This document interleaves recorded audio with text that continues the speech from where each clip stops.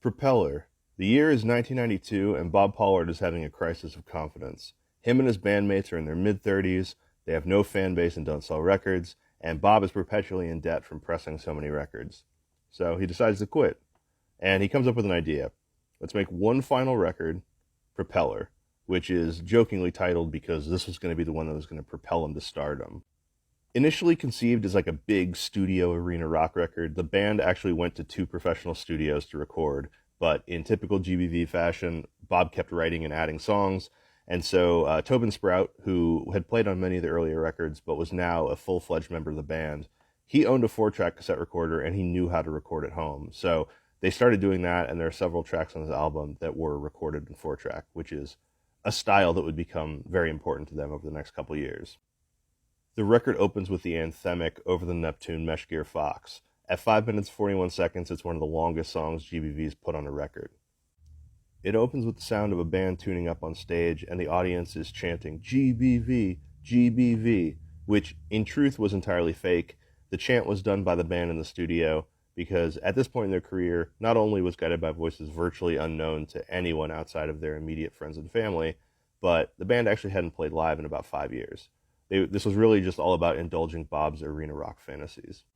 I don't have time to talk about everything great on this record, but it's basically perfection all the way through. Over the Neptune Mesh Gear Fox is a winding, prog-inspired pop song, anthemic at over 5 minutes. Quality of Armor is a silly song that has an infectious chorus and a really fun, punky chord progression that you've probably heard a million times before, but always hits right. Unleash the Large-Hearted Boy has one of the greatest bass riffs of all time. 14 Cheerleader Cold Front was Toby's big introduction to the band, a very beautiful track. And Exit Flagger is one of the all-time GBV bangers. Killer riff on that one. So like usual, they really didn't expect to sell many of these. They sent off some copies for review, thinking nobody would hear it. But some of them ended up making their way into the hands of some fairly important people. Popular alternative musicians like Thurston Moore, music magazine writers, and record label owners. So people outside of Dayton were starting to know that this band existed.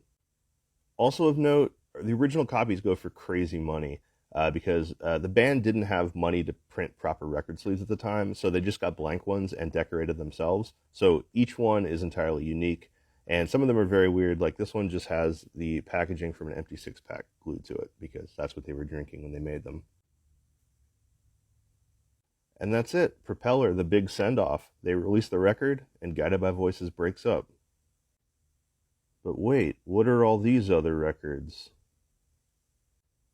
Things are about to happen for Guided by Voices.